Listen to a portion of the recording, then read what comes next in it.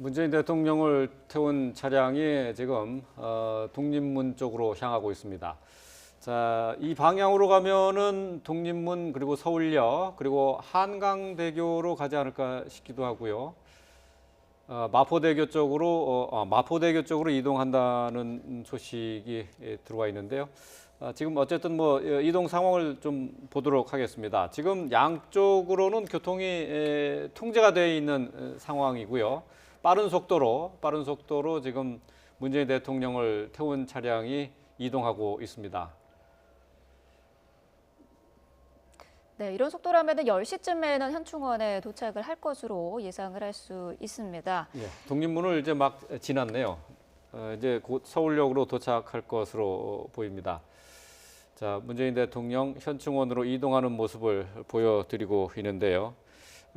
지금 국립서울현충원에 도착 예정 시간은 10시 10분으로 이렇게 예정이 돼 있었는데요. 국립묘지 참배 일정을 좀 정리를 해볼까요? 일단 지금 국립묘지에서 현충원에서 어떤 일정을 소화하게 될지는 구체적인 일정이 아직까지 파악되지는 않고 있습니다. 예. 이곳에서 일단 그 임기를 시작한 대통령들이 대체로 첫 일정으로 이 현충원을 방문을 하곤 하는데요. 예. 네. 이곳에서 이제 전임 대통령들의 묘역을 좀 참배하지 않을까 이렇게 추정을 해볼 수 있겠고요. 그리고 이낙연 내정자가 지금 호남 쪽에서 출발했다는 소식이 들려오고 있는데요. 네. 이 호남을 국정 동반자로 삼겠다는 이 소식에 대해서 좀 환영하는 모습을 보이는 것 같습니다. 예. 전남도지사고요, 현재 사선 의원 출신인데요. 말씀하셨지만은 문재인 대통령은 후보 시절부터 이 비영남권 인사로 총리를 지명하겠다 이런 이야기를 여러 차례 해왔습니다. 예. 그렇다면은 누굴까 했을 때는 이 호남권 인사가 좀 유력하지 않나 이렇게 봤었는데 예. 이런 그 전남 영광 출신으로서 첫 총리를 택한 것도 이런 측면이 아닌가 이렇게 생각해 볼 수 있겠습니다. 예. 네. 호남과의 관계에 있어서는 뭐 특별할 수밖에 없는 그런 관계죠. 김대중, 노무현 그리고 문재인 이런 관계로 이어지는 그런 관계이기 때문에 여기에서 지난 대선에서도 실질적으로 문재인 후보한테 광주에서 근 90% 가까이 예. 지지를 보여줬습니다.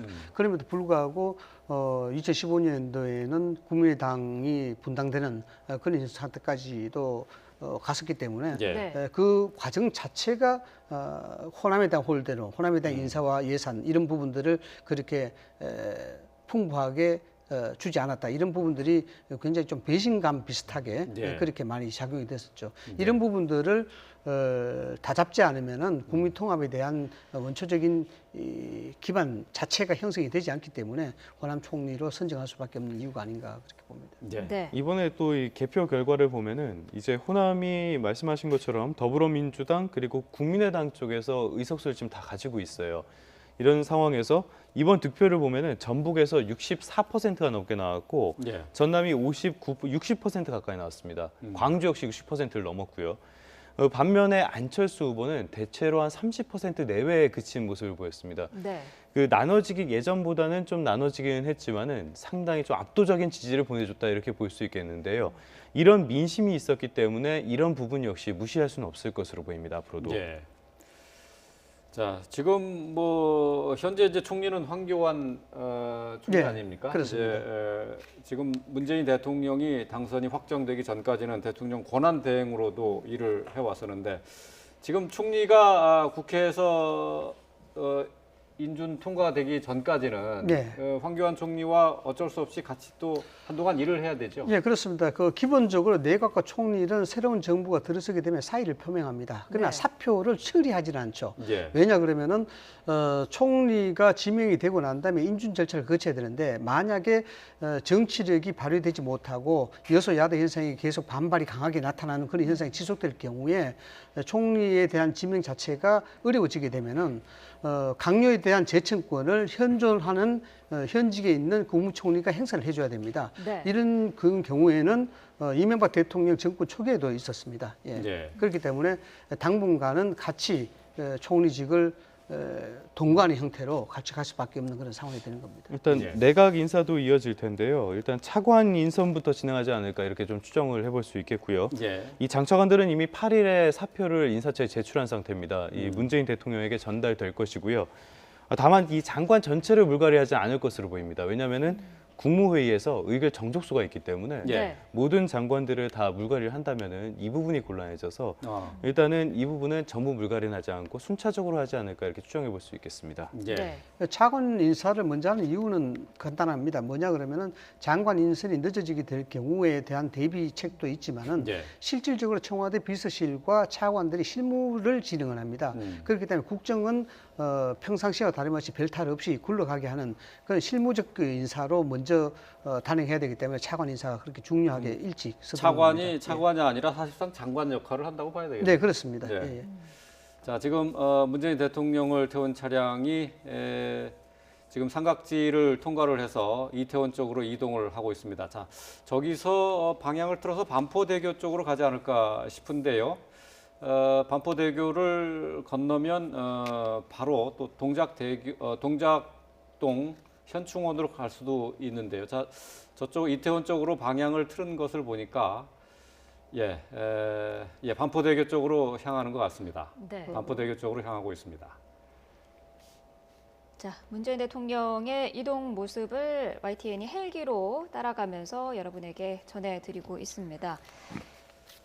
자, 잠시 뒤에는 국립현충원에 이제 도착을 하게 될 텐데요. 참배한 뒤에는 국회로 이제 이동을 하게 됩니다. 취임 선서하기 전에 자유한국당, 제1야당인 자유한국당의 당사를 또 찾을 예정인데요. 자, 국민들이 사실 많은 것을 새로운 대통령에게 바라고 있을 것 같습니다. 그 가운데 하나가 바로 통합과 개혁이지 않습니까? 이 부분을 문재인 대통령이 어떻게 잘 이끌어 갈 수 있을지도 굉장히 관심인데요. 어떤 부분이 가장 먼저 이루어져야 될까요? 일단 뭐 국민적인 열망이 다 그러하다고 이제 언론에 보도가 되고 있습니다만 가장 중요한 것은 두 가지 아니겠습니까? 경제 문제와 통치와 협치, 예. 통합과 협치 이 부분을 어떻게 해나갈 것이냐에 대한 문제입니다. 그래서 문재인 그 대통령도 대선 직전 날에 그렇게 얘기했지 않습니까? 지지하지 않는 후보도 지지하지 않는 국민들도 다 예. 안고 가겠다 예. 이렇게 얘기했고 만약에 당선이 된다 그러면은 야당부터 방문하겠다 이런 얘기를 공언했기 때문에 예. 또 뭐 그런 의미도 있습니다만은 실제 자유한국당하고는 가장 치열하게 경험을 벌였기 때문에 예. 이 부분을 방문해서 서로 보듬고 안고 보듬어 주는 그런 모습들이 국민들 하여금 흐뭇하게 미소를 지을 수밖에 없는 그런 상황을 만들어 주는 것이죠. 그런 네. 상징적인 효과가 통합적 이미지로 갈 수 있는 아주 중요한 단서로 작용하게 되는 것입니다. 예. 네. 자, 뭐 이미 이제 그 이번 대선 과정을 거치면서 모든 후보들이 한 목소리로 얘기했던 것이 바로 개혁이고 통합이고 네. 그랬습니다. 이제 협치를 또 해야 된다는 것도 강조를 했었던 부분이고요. 분명한 것은 일방통행식의 이제 국정은 더 이상 있어서는 안 된다는 것이 국민적인 합의 사항이 될 수밖에 없습니다. 분권과 또 협치의 시대를 여는 대통령으로서 문재인 대통령이 그 첫 발을 내딛기를 국민 모두가 한 마음으로 바라고 있는 부분이기도 합니다. 자, 문재인 대통령을 태운 차량이 지금 현재 반포대교를 지나가고 있습니다. 자, 이곳에서 이제 우회전을 해서 네. 이제 현충원으로 향하게 될 것으로 예상이 되네요. 자, 초대 총리에 뭐 앞서서 전해드렸습니다만은 이낙연 지사가 지금 유력하다라고 전해드렸는데요. 이낙연 지사가 지금 내정과 관련해서 지금 발언한 내용이 들어와 있죠? 네. 호남을 국정 동반자로 삼는 과정이다라는 얘기를 했다고 합니다. 자, 호남을 국정 동반자로 삼는 과정이다. 이 부분은 어떻게 해석할 수 있을까요? 결국 이제 호남에 대한 정서를 대변하는 그런 것이 아닌가 이렇게 보고 예. 네. 또 이낙연 도지사의 입장으로서도 이 부분에 대해서 강력하게 호남에 대한 부분들을 문재인 대통령에게 메시지로 전달하는 것이 아닌가 이렇게 봅니다. 그동안 호남이 사실상 많은 홀대를 받아왔다. 그 문제에 있어서 좀 더 이제 호남에 대한 배려가 돼야 되는 거 그것이 인사로서 됐다라는 것이기 때문에 문재인 대통령한테는 일종의 약속을 지킨 그런 네. 의미로 국민들한테 이제 메시지를 던져준 셈이 되겠죠. 그러나 네. 이제 호남에 대해서 이제 첫 번째 단추 자체가 아주 상징적으로 크게 호남에 대해서 단추를 맞춰져 있기 때문에 네. 이 다른 지역에 대해서는 또 상당한 또 기대 심리가 역설적으로 일어날 가능성이 굉장히 크죠. 충청 같은 지역이라든가 뭐 경기 지역이라든가 강원 지역 이런 부분에서도 골고루 여기에 대해서 협치적 과정, 연대의 과정에서 인사의 배정이 좀 나타나야 충분히 또 납득될 수 있는 그런 인사 행위가 아닐까 이렇게 예. 봅니다. 예. 자, 문재인 대통령을 태운 차량 일행 지금 올림픽 대로를 지나서 지금 올림픽 대로에서 지금 빠져나오고 있습니다. 지금 동작동 국립현충원으로 지금 향하고 있습니다. 자, 조태현 기자, 지금 이제 인사와 관련해서 사실 관심이 네. 많은데요. 지금 뭐 이낙연 지사가 사실상 내정된 것으로 보이는데 예. 관련된 내용들 또 들어온 것들이 있습니까? 네, 일단 뭐 이낙연 지사를 말씀을 드리자면 이제 전남 영광 출신이고요. 전남 현재 도지사입니다. 또 사선 의원을 역임을 했기 때문에 이 선출직 공직자를 여러 번 했던 사람이다. 따라서 검증은 어느 정도 진행된 사람이라고 볼 수 있겠고요. 예. 따라서 첫 인사로서 이 박근혜 정부가 초기 인사에 실패하면서 국정 동력을 많이 잃었던 측면들이 있는데 예. 이런 부분들도 좀 고려한 것이 아닌가 이렇게 볼 수 있겠습니다. 예. 그리고 또 청와대 참모진 인선도 비서실장이 오후에 발표될 것으로 보이는데요. 임종석 전 의원이 이것을 맡게 됐습니다. 이 캠프 차원에서부터 계속 비서실장으로서 역할을 해왔던 인물인데요. 또 여기에 이제 홍보수석이나 춘추관장 역시 지금 거론되는 인물들이 있고요. 예. 네. 민정수석에는 신현수 김앤장 변호사 이 검사 출신으로 알고 있는데 노무현 정부 시절에 사정비서관 출신입니다. 이 인물이 현재 내정이 된 것으로 지금 알려져 있습니다. 예. 자, 지금 이제 현충원으로 막 들어가는 모습을 보고 계십니다. 자, 문재인 대통령을 태운 차량 지금 현충원으로 지금 방금 도착을 했습니다. 네. 자, 문재인 대통령 현충원에 방금 도착을 했고요. 이곳에서 참배를 하게 됩니다. 자, 역대 대통령들이 임기를 시작하기 전에 항상 이곳에서 현충원에서 참배를 해왔는데요. 문재인 대통령도 오늘 첫 일정을 이곳에서 시작을 하게 됩니다. 자, 정문을 통해서 지금 차량들이 도착을 하는 모습 보고 계신데요. 자, 이제 문재인 대통령은 이제 현충문 앞에서 내려서 현충탑으로 올라가서 헌화와 분향을 할 것으로 보입니다. 지금 현충문 앞에 문재인 대통령을 태운 차량이 도착을 했습니다.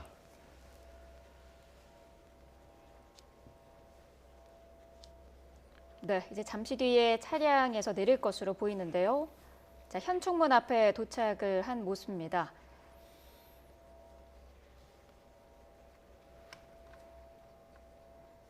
네, 19대 대통령 문재인 대통령이 현충문 앞에 도착을 했습니다.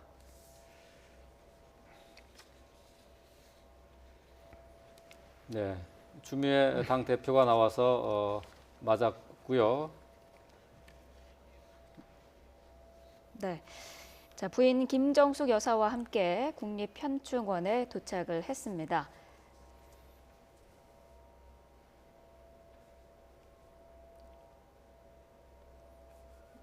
문재인 대통령 지금 김정숙 여사 그리고 추미애 당 대표와 함께 현충문 앞에 들어섰습니다. 자, 미리 와 있었던 민주당 의원들이 도열해 있고요. 인사를 나누고 있습니다.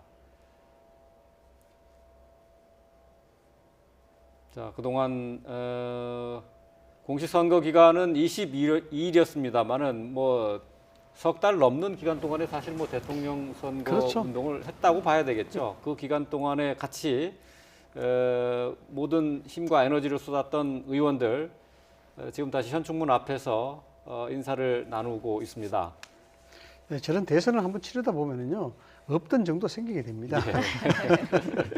그렇겠죠. 예. 예. 근데 이제 문재인 대통령은 이번에 이제 19대 대선 기간 대선 중에 글쎄 이제 여론조사에서도 크게 1위에서 멀어진 적이 사실 없었거든요. 예, 그게 이제 큰 장점이자 단점이었죠. 40%대, 30% 말대에서 그 박스권에서 계속 전 변함없이 움직였기 때문에 이것이 경구성에서는 아주 좋다 이렇게 이야기는 될 수 있었으나 다른 후보가 예를 들어서 보수 결집이라든가 상승세를 무섭게 치고 올라갈 경우 박스권을 탈출 못하게 되면 추월 당하는 것이 아니냐 이런 네. 우려도 있었습니다. 그러나 전체적으로 안정세를 보여줬기 때문에 보수의 균열로 인한 그런 부대의 효과 이런 것들이 상당한 그 안정세로 돌아서는 뭐 단초로 작용했다 이렇게 볼 수 있는 겁니다. 네. 당시에 여론조사 결과를 보면요, 문재인 후보 당시 후보 그 가상 양자 대결이나 오자 대결이나 지지율에 큰 차이가 없었어요. 예, 예. 항상 비슷한 지지율이 나왔었는데 그게 나쁘게 말하면 확장성이 부족한 거지만 좋게 말하자면 아주 견고한 지지층이 있다 이렇게 볼 수 있습니다. 네. 따라서 이제 안철수 후보가 이 경선이 진행된 뒤에 지지율이 급등해서 문재인 후보를 한때 위협을 했었는데요.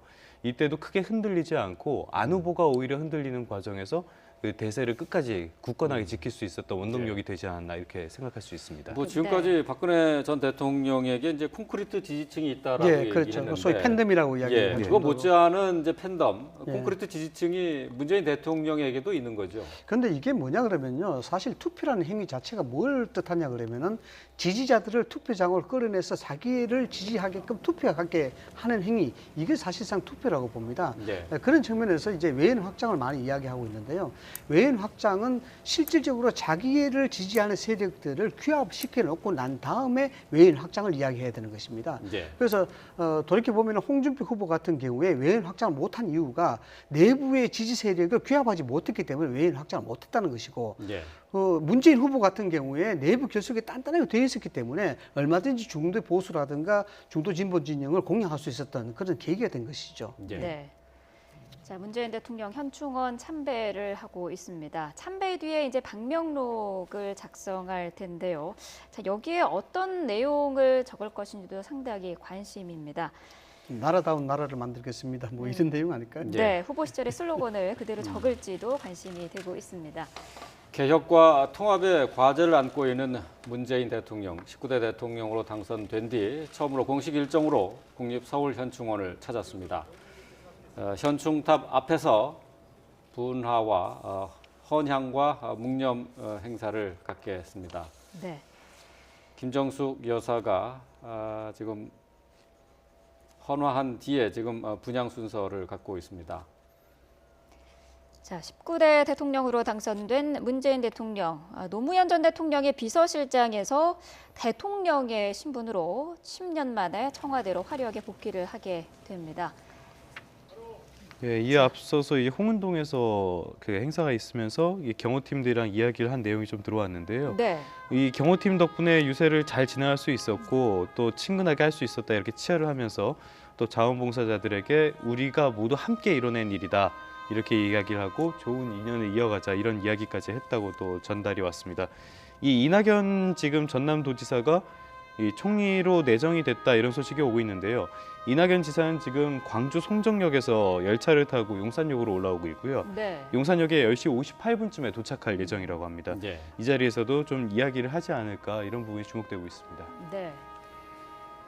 19대 대통령 문재인 대통령 그리고 김정숙 여사 그리고 민주당 관계자들과 함께 현충탑 앞에서 헌화와 분향 그리고 이제 지금은 묵념을 하고 있습니다.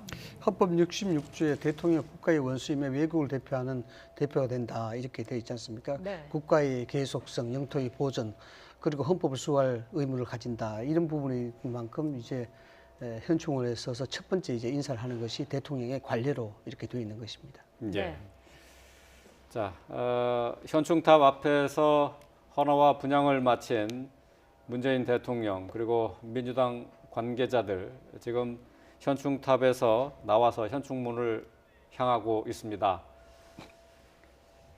자, 문재인 대통령 지금 호국 선열들이 묻힌 국립서울현충원에서 19대 대통령으로서의 첫 일정을 시작했습니다.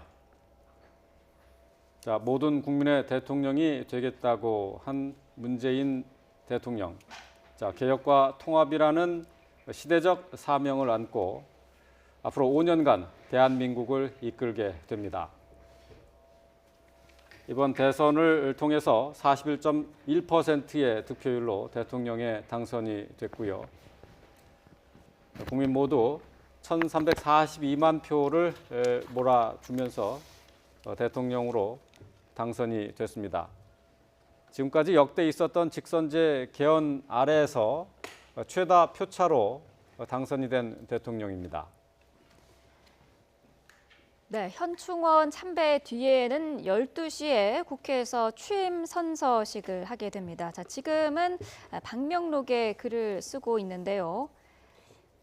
조금 전에 역대 최다 표차 말씀을 하셨는데요. 네. 이번 대선에서 557만 표 차이가 났습니다. 예. 지금까지 역대 최다 표차가 17대 대선이었는데요. 당시에 이명박 후보, 정동영 후보의 표차가 531만 표였습니다. 예. 네. 이거보다 더 벌어진 거죠. 네.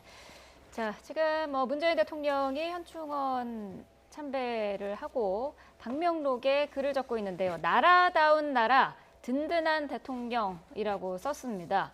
자, 후보 시절의 슬로건을 그대로 지금 쓰고 있는데요.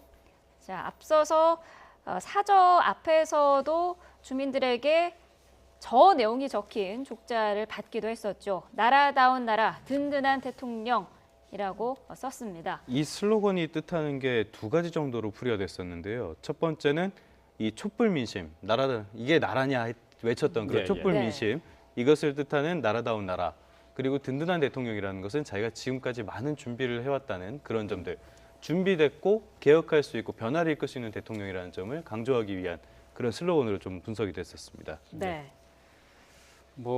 국민들이 모두 바라는 바가 되겠습니다. 나라다운 나라, 든든한 대통령.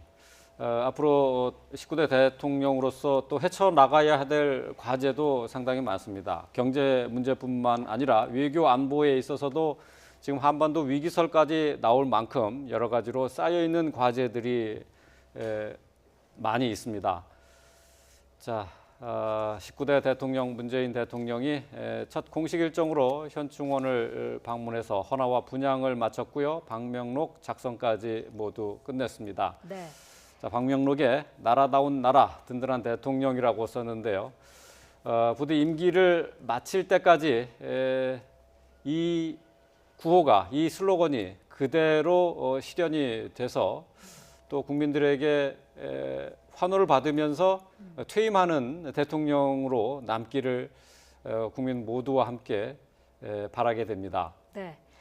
자, 지금 스튜디오에는 소종섭 전 시사저널 편집국장 그리고 김홍국 경기대 겸임교수도 나와 있습니다. 자, 교수님 지금 국립현충원에서 문재인 대통령이 방명록에 나라다운 나라, 든든한 대통령, 느낌표 마지막까지 이렇게 붙이면서 작성을 했는데 어떻게 해석할 수 있을까요? 일단 느낌표에 가서 정말 중요한 네. 방점이 찍혔다고 봅니다. 예. 그동안에 여러 가지 얘기를 했습니다. 정말로 국민들이 고통받지 않는 나라, 특히 이제 세월호 참사와 관련해서 세월호 유족들과 함께 단식도 하면서 국민을 지키겠다, 어려운 네. 사람, 힘없는 사람의 이런 마음을 어루만져 주겠다는 그런 얘기를 했었지 않습니까? 네. 그것들이 과거 지난 박근혜 정부에 있었던 국정농단, 비선 실세에서 국정농단을 하면서 국민을 갈라놓는 정치, 블랙리스트라든가 또는 공무원들을 자의적으로 비선 실세 이익을 챙겨주지 않는다고 해서 자의적으로 공무원에게 불이익을 주는 그런 상황들, 이런 나라는 만들지 않겠다. 네. 그럼으로써 국민들이 행복하고 정말 국가의 시스템이 되는 나라를 만들겠다는 그런 의지를 담았고요. 네. 거기서 정말로 국민을 받드는, 국민들이 든든하게 생각하는 대통령이 되고 싶다는 그동안의 다짐, 이것을 의지를 담아서 저는 마침표로 딱 이 방점을 찍었다고 보는데요. 네. 예. 문재인 대통령이 이렇게 보여줬던 각오는 그동안 선거 과정에서도 대선 과정에서 일관됐었고 또 네. 그런 삶을 또 살아오지 않았습니까? 그렇다면 이제는 그런 정치력 그리고 통합하는 그런 가치와 더불어서 원칙이 있는 대한민국, 이런 가치를 만들기 위해서 앞으로 5년의 임기 동안 노력해야 될 텐데 그 각오를 현충원에서 전직 대통령들 특히 진보 민주정부 1기, 2기라고 지칭했던 김대중 노무현 정부 전 대통령에 대해서도 일단은 네. 헌화하고 묵념을 하고요. 또 보수 네. 대통령들에게도 이런 가치를 아마 함께 보고를 하고 또 마음속에 굳은 다짐을 하는 그런 장면인 것 같습니다. 네. 예. 저희가 방송을 시작하면서는 스튜디오에 김만음 한국정치아카데미 원장과 이상휘 세명대 교수와 함께했습니다만은 일단 이 두 분은 개인적인 약속과 시간이 이제 너무 지나는 바람에 이제 스튜디오에서 나갔고요. 이제 새로 소종섭 전 시사저널 편집국장 그리고 김홍국 경기대 겸임 교수와 함께 이제 이 시간 진행을 해 보도록 하겠습니다. 또 조태현 YTN 기자는 계속 남아서 관련된 일정들을 좀 챙겨 주실 거고요. 자, 소종섭 국장님, 글쎄 이제 오늘 지금 이제 현충원에서 새롭게 공식적인 일정을 시작한 문재인 대통령 같은 경우 지금 앞으로 이제 과제가 상당히 많지 않습니까? 네. 지금 뭐 경제적으로도 어려운 때이기도 하지만은 외교적으로 외교 안보 문제에 있어서 산적한 현안이 많이 있습니다. 자, 이것을 헤쳐 나가야 할 텐데요. 자, 문재인 대통령 이제 가장 이제 시급한 것으로는 트럼프 대통령과도 정상회담 일정을 잡아야 되지 않을까요? 예, 그렇습니다. 역시 전통적인 우방인 강력한 혈맹 관계인 미국과의 관계를 빨리 이제 정상화시키는 거 이것이 굉장히 중요하고요. 그렇기 때문에 뭐 바로 이제 전화 통화가 이루어질 것으로 보고 예. 그 전화 통화가 이루어지면은 바로 이제 정상회담 일정을 잡는 쪽으로 아마 외교 라인을 중심으로 해서 움직여가지 않을까 뭐 그렇게 예상이 되고요. 지금 중국과 관련해서도 이제 뭐 사드 문제라든지 또 일본과 관련해서 위안부 합의 문제라든지 예. 이런 부분들이 그동안 이 외교적인 부분에서 굉장히 중첩된 어떤 과제들이 여전히 남아 있고 또 북한과 관련해서는 우리 국민들이 일정한 어떤 불안감 같은 거, 이 예. 안보에 대한 이런 부분들이 그동안 얘기가 많이 됐었고 북한 폭격설 이런 얘기들도 나오고 했었는데 그런 부분에 대해서 빨리 좀 안정화시키는 거. 예. 저는 아까 그 박명록의 나라다운 나라 든든한 대통령 저 부분은 결국은 개혁과 통합을 해나가겠다라는 얘기로 이제 볼 수가 있는 것이거든요. 예, 예. 특히 네. 이 든든한 대통령은 결국 통합을 해서 국민들이 안심할 수 있는 그런 대통령이 되겠다라는 얘기고 그 얘기는 이제 결국 그 안심의 기본은 안보 문제를 또 뺄 수가 없는 것이고 그렇기 네. 때문에 이 외교 안보 부분 여기서부터 굉장히 좀 빠르게 어떤 로드맵을 갖고 좀 일정을 진행을 해나가지 않을까 그렇게 예상이 됩니다. 네. 자, 문재인 대통령과 부인 김정숙 여사가 다시 밖으로 나왔습니다. 김정숙 여사 같은 경우에는 앞서서 현충원 참배할 때는 검정색 정장을 입고 있었는데요. 지금 하얀색으로 의상을 갈아입은 모습입니다. 자, 이제 잠시 뒤면은 국립서울현충원을 떠나서 국회로 갈 예정입니다. 국회에서 취임 선서식을 하기 위해서 국회로 출발할 예정입니다. 자, 현장의 소리를 잠시 들어볼까요?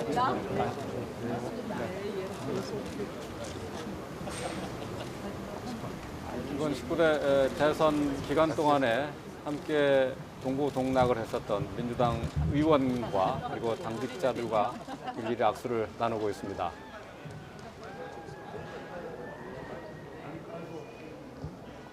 네, 박명록의 나라다운 나라 든든한 대통령이라고 작성을 한 문재인 대통령, 19대 대통령으로 당선된 문재인 대통령.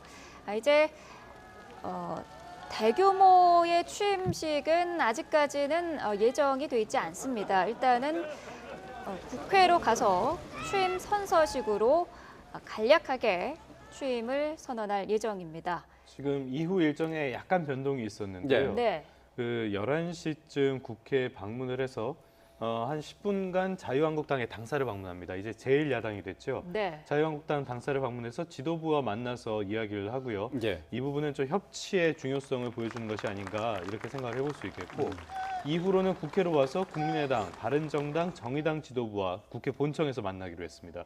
원래 이거에 앞서서 국회의장과 환담 시간이 잡혀 있었는데 네. 네. 지금 이 정의당까지 만난 뒤에 국회의장을 만난 것으로 시간이 앞뒤가 약간 바뀌었습니다. 11시 50분에 국회의장과 환담을 하니까 이어서 12시에 바로 취임사와 취임 선서를 하면서 이 사실상의 취임식을 진행할 것으로 보입니다. 네. 네. 자, 정식 취임 행사도 사실 하지 않을까라는 예측이 많지 않습니까? 아무래도 외교사절을 초청하는 등 대외적인 좀 의미도 담겨 있기 때문에 아예 이 부분을 빠뜨리기는 조금 그렇지 않겠느냐라는 얘기도 있는데요. 또 한 가지 걸림돌이 있는 것이 지금 이달 말부터는 박근혜 전 대통령의 재판 일정 같은 부분도 좀 잡혀 있기 때문에 일정을 좀 잡기도 애매한 부분이 좀 있는 것 같아요. 여러 가지 아마 고려를 하고 있는 것으로 보이는데 오늘 하는 것은 뭐 선서식이라고 봐야 되겠죠. 네. 네, 선서식 정도로 봐야 될 것 같고 제 생각에는 일정하게 어떤 규모나 시기는 좀 두고 봐야 되겠지만 취임식을 진행할 가능성이 좀 높지 않나 뭐 이렇게 네. 생각이 듭니다. 취임식이라는 게 물론 대통령 취임을 축하한다라는 그런 부분도 있지만 그것보다는 이 큰 틀에서의 어떤 외교적인 관계의 또 중요한 장이기도 하고 네. 또 그것이 하나의 국민 화합이나 국민적인 향후의 어떤 국정 운영의 동력을 갖고 가는 또 중요한 자리가 될 수도 있는 것이거든요. 네. 그렇기 때문에 그런 장소, 시기, 규모 이런 것들은 조금 고려를 하겠지만 이달 말이라든지 멀지 않은 시기에 어떤 취임식을 진행할 가능성이 좀 더 높지 않나 생각이 됩니다. 네. 네. 네, 오늘 오후 2시 반에는 청와대에서 기자회견을 통해서 일단은 뭐 국무총리를 내정자 발표를 하게 될 예정이지 않습니까? 자, 이제 바로 대통령 임기가 시작이 됐기 때문에 국정 운영 체제를 하루빨리 갖춰야 되는 것이 무엇보다도 큰 과제가 아닐까 싶습니다. 그렇습니다. 일단은 박근혜 정부에서 있었던 국무위원들과 일정한 숫자와는 수의 이 국무위원들과는 동거를 할 수밖에 없습니다. 예. 왜냐하면 임명이 되고 국회에서 청문회를 거쳐서 인준이 되기까지는 일정한 시간이 걸리기 때문에 국무위원을 내각 회의를 하기 위해서는 아무래도 20명 중에서 11명 이상의 국무위원들이 참석을 해야 되거든요. 네. 그렇지만 그럼에도 불구하고 일단 문재인 대통령이 지향하는 여러 가지 정책 그리고 가치들에 대해서 앞으로 국정의 일을 반영하기 위해서는 기본적으로는 청와대 참모진들이 일단 꾸려져야 될 거고요. 예. 일단은 비서실장과 수석, 비서관, 행정관 전체의 틀들을 통해서 대통령의 정책을 보좌하는 청와대 내에 일단 참모진이 형성이 돼야 되고요. 네. 더불어서 정부가 중요합니다. 정부에서는 역시 총리가 나중에 장관들을 제청해야 되는 그런 책임 총리 역할을 이번에도 강조했지 않습니까? 그런 의미에서는 신망이 있고 덕망이 있으면서도 경륜이 있고 그래서 정치도 알면서 행정도 아는 그런 분을 사실은 총리로 모셔서 또 야당도 반대하지 않는 원만한 그런 분을 모신다. 이런 기본적인 입장이 있었지 않습니까? 그래서 이낙연 전남지사를 이번에 총리로 내정했다.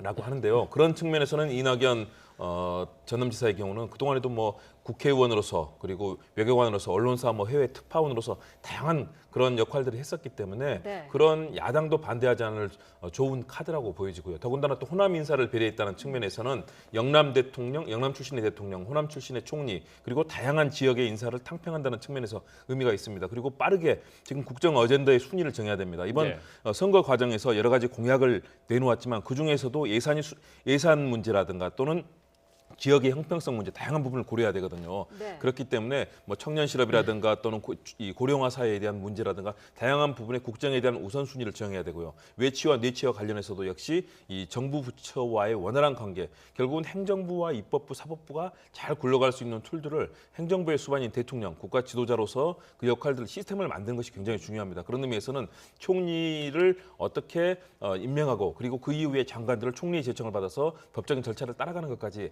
완비를 해야 되기 때문에 네. 문재인 대통령 지금 사실은 현충을 방문해서 그런 다짐을 하면서도 머릿속에서는 그런 국정에 대한 구상들이 오가고 있지 않을까 그런 생각을 합니다. 전임 그 노무현 대통령, 이명박 대통령 정부 시절에는 이 총리를 당선한 이후에 내정해서 임명 동의안이 통과되기까지 한 60일 정도가 걸렸습니다. 네. 박근혜 대통령 시절에는 조금 더 걸렸죠. 처음에 김용준 내정자를 지명했다가 낙마하는 바람에 네. 80일 정도가 걸렸습니다. 그렇다면 산술적으로 우리가 지금 생각해보면 오늘 내정을 했다고 해도 예. 다음 달 6월 한 10일 정도는 돼야 네. 총리 부분이 이제 결정이 된다는 것이거든요.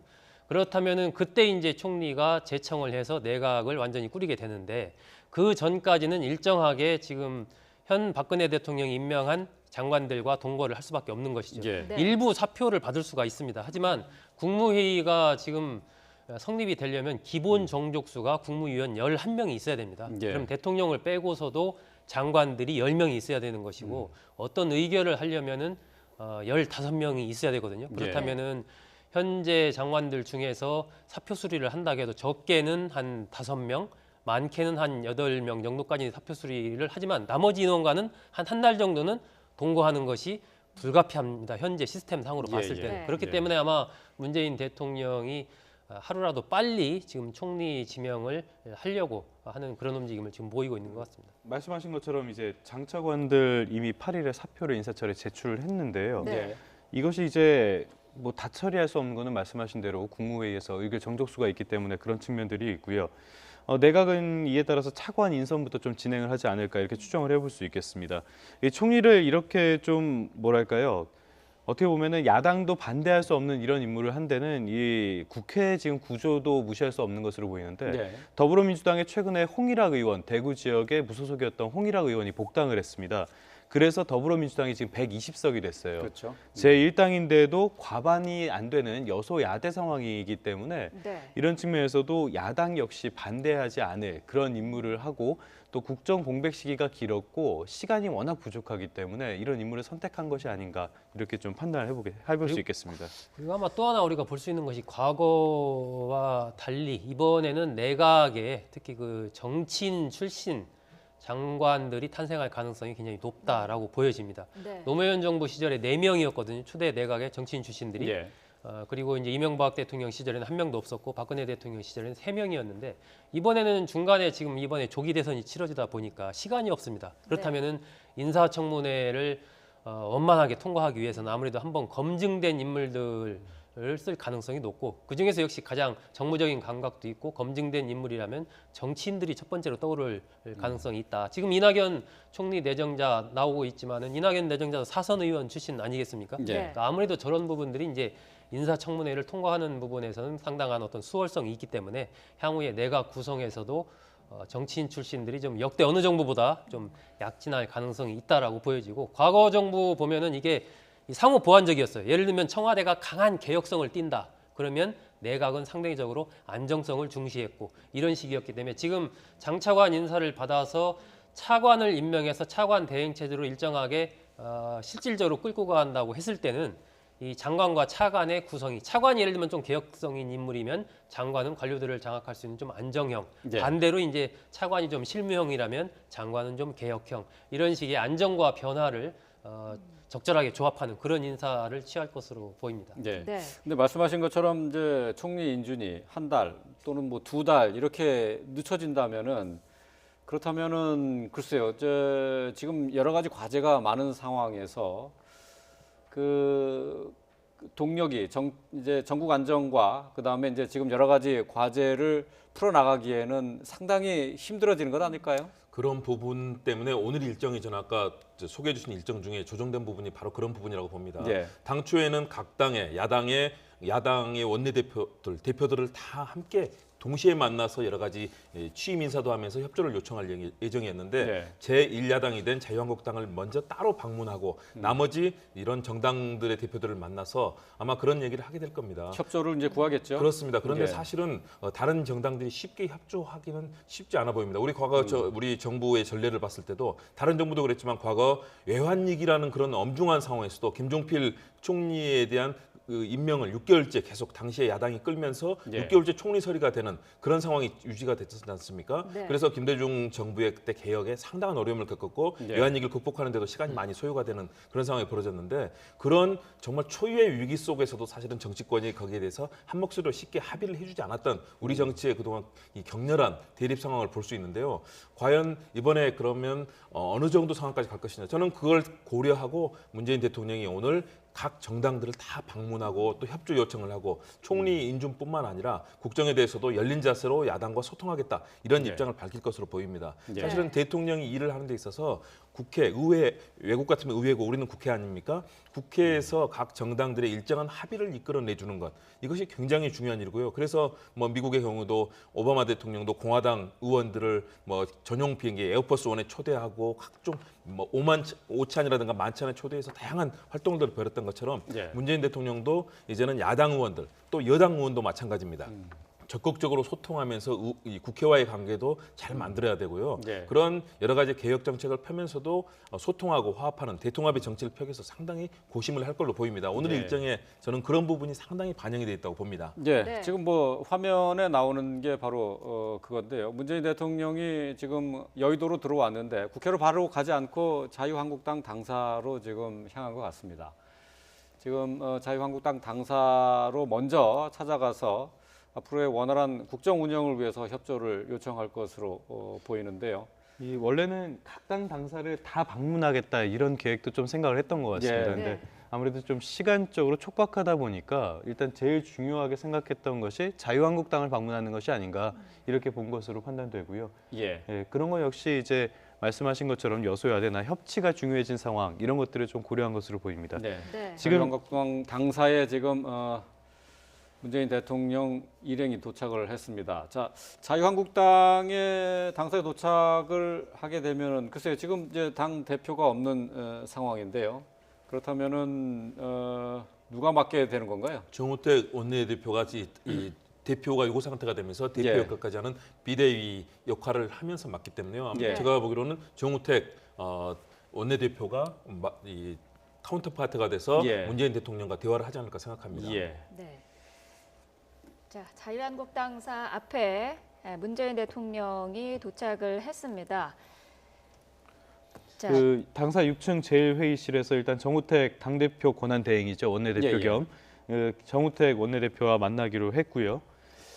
예, 그 시간은 일단 10시 반이니까 지금 곧 시작될 것 같습니다. 예. 지금 자유한국당의 의석수가 지난번에 바른정당을 탈당해서 입당 신청을 한 의원들까지 포함하면 106석이거든요. 예. 네. 예. 그러니까 더불어민주당이 120석이니까 사실상 그렇게 큰 차이가 나지 않습니다. 그런 측면에서 향후에 원활한 어떤 법안 통과라든지 의회와의 협조 관계를 구축하기 위해서는 이 상당히 자유한국당과의 관계를 네. 어떻게 이제 가져가느냐 이런 부분이 상당히 중요하기 때문에 제일 먼저 이렇게 방문을 한 것으로 보입니다. 네. 자, 문재인 대통령 자유한국당에 도착을 해서 정우택 원내대표와 함께 자리를 했는데요. 자, 현장의 소리를 잠시 좀 들어보도록 하겠습니다. 제가 먼저 간단히 말씀을 드릴게요. 축하 말씀도 먼저 드릴게요. 네. 먼저 오늘 19대 대통령으로 당선되시고 또 저희 당사까지 방문해 주시고 축하와 함께 또 감사의 말씀을 먼저 드립니다. 여러 가지 선거 과정에서도 뭐 피곤이 많이 쌓이실 텐데 쉴 시간도 없이 바로 취임을 하시고 또 인수위가 가동되지 않은 상태에서 또 중책을 맡으시게 돼서 어깨가 많이 무거우시라 이렇게 생각합니다. 사실은 뭐 저는 그 유세 다니면서 우리 문 후보님에 대한 여러 가지 안보관에 대해서 비판을 많이 한 사람인데 이제 대통령이 되셨으니까 우리 불안하게 느끼는 그런 안보관도 더 해소해 주시고 또 한미 동맹 관계라든지 여러 가지 그 대북 관계에서 국민들이 안심할 수 있는 이런 정책을 펴주시라 이렇게 기대를 합니다. 한 가지 더 말씀을 드리면 우리 서민 경제가 굉장히 어렵지 않습니까? 그래서 많은 정책도 발표하시고 또 제가 보면 좋은 정책도 많이 발표를 하셨기 때문에 그 정책이 잘 실현될 수 있도록 우리 대통령께서 잘 그렇게 이끌어 주시길 부탁을 드립니다.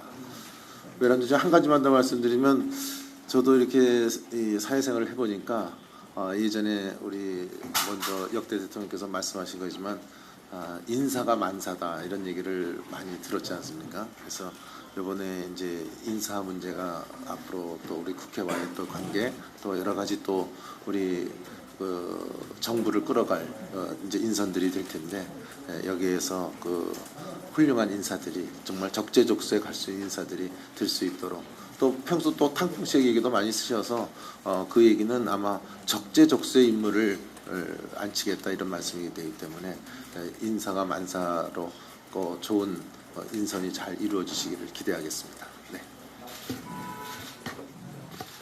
예, 우선 이번 선거에 아주 고생도 많이 하셨는데 우리 자유한국당 또 우리 홍준표 후보님께 다시 한번 위로 말씀드립니다. 홍준표 후보와는 그렇게 뭐 위로도 나누고 하는 그런 통화를 했습니다. 또 그러고 이 선거집 끝이라 여러 가지 뭐 경황이 없을 텐데 또 이래도 따뜻하게 맞아주시고 또 이렇게 방문할 수 있도록 또 허용도 해주시고 그래서 감사드립니다. 저는 그동안 우리가 아주 치열하게 경쟁했지만 그것은 뭐 우리가 선거기 때문에 당연히 치러야 되는 과정이고 이제 선거가 끝나서 다시 이 나라를 위해서 함께 노력한다는 그런 자세를 저는 가지겠습니다. 그래서 앞으로 당연히 국회를 더 존중하고 또 국회에 있어 중요한 역할을 하는 야당과도 더 소통하고 대화하고 또 때로는 타협도 하고 함께 국정의 동반자로 여기는 그런 자세로 나아가겠습니다. 오늘 제가 야당 당사부터 먼저 이렇게 방문한 것도 그런 의미를 가지고 이례적인 일로 끝나는 것이 아니라 앞으로 임기 내내 그런 자세로 해나가고 싶습니다. 아까 말씀하신 남북관계, 안보 문제, 그리고 또 한미동맹 이 부분은 저는 우리 자유한국당에서만 조금 협력을 해주신다면 앞으로 잘 풀어나갈 수 있지 않을까 그렇게 기대를 하고요. 또 말로만 협력을 구하는 것이 아니라 평소에 그런 안보에 관한 중요한 사항들은 또 우리 야당에게도 늘 조금 평소부터 브리핑이 되도록 그래서 안보에 관한 중요한 정보들은 좀 공유해 나가서 함께 또 지혜도 모으고 그렇게 나가겠습니다. 우리 이현재 정책의장님도 계신데 뭐 이번에 우리 경쟁하는 가운데서도 보면 공약들 보면 상당히 일치되는 부분도 많지 않습니까? 뭐 바라보는 방향도 비슷한 부분이 많고 그래서 이번에 후보들 간에 좀 공통된 그런 뭐 공약들만큼은 좀 우선적으로 빨리 입법이 될 수 있도록 물론 또 입법이 필요 없고 대통령의 결단으로 할 수 있는 일들은 제가 또 빨리빨리 그렇게 해 나가겠습니다. 그래서 이제 좀 대한민국 정치가 이 과거처럼 조금 대립하고 분열하는 정치가 아니라 국민들 앞에서 좀 하나 되는 모습 보여주는 그런 정치로 조금 한 걸음 더 나아가기를 바람하지 않고 특히 제1야당이시니까 제가 간곡하게 그렇게 협조를 청하겠습니다. 그 대통령께서 그 야당 대표했을 때보다 저희가 또 더 강한 야당이 될지도 모릅니다. 그래서 오늘 그렇지만 그 정책적인 측면에서 이렇게 좋은 덕담의 말씀을 주셔서 저희들도 잘 그걸 관철해 나가도록 노력하겠습니다. 그냥 바쁘시니까 마지막으로 한 말씀 그냥 올리면 우리 국민에 대한 사랑, 두 번째는 국민과의 소통, 또 마지막으로는 역시 이 관용의 정치가 저는 필요한 것 같아요. 많은 사람을 포용할 수 있고 또 많은 국민들한테 베풀 수 있는 이 관용의 정치. 그래서 사랑과 소통과 관용의 정치를 베풀어 주시기를 기대하겠습니다. 네. 제가 그 앞에 김대중 노무현 정부 10년, 또 그 이후에 또 이명박 또 박근혜 정부 10년, 이 20년을 다 전체를 놓고 조금 성찰하는 그런 모습으로 그런 자세로 좀 해나가겠습니다. 고맙습니다. 그래서 국회도 또 정부에 대해서 뭐 견제하고 비판하는 그런 기능도 살리시고 또 그러면서도 국민을 위해서 해야 할 일은 또 함께 나가고 그렇게 해주신다면 우리 국민들 아주 절망이 깊은데 국민들을 좀 위로드리고 치유하는 그런 정치 할 수 있지 않을까 생각합니다. 기대를 하겠습니다. 예. 고맙습니다. 예. 하여튼 저 국민에게 희망을 주는 지금 말씀 주신 대로 예. 그리고 서민 민생이 참 어렵거든요. 어려운 분 또 보살피는 그리고 대통령 말씀하셨지만 그런 면에서 저희들도 많은 정책 그런 부분에 신경을 많이 썼으니까 서민 민생 잘 챙기는 대통령이 되어주십시오. 우리 그 이현재 정책의장님은 청와대 그때 같이 주고 그때 또 그래서. 또 정책 하셨거든요. 네. 예, 그런 뭐 아마 정책에 대한 지향은 저는 뭐 같은 일이 많을 거라고 생각하고 함께 뭐 우리 당 정책위원장과도 뭐 또 다른 당 정책위원장과도 그렇게 좀 잘 조금 논의도 많이 해주시고 저도 수시로 뭐 우리 야당 대표님들 또는 필요하면 정책위원장님들도 모셔서 함께 논의하는 그런 그야말로 그것도 소통입니다. 협치, 네. 소통 네. 해나가겠습니다. 네, 고맙습니다. 예. 또 김경수 의원이 잘 하실 거다 이렇게 해서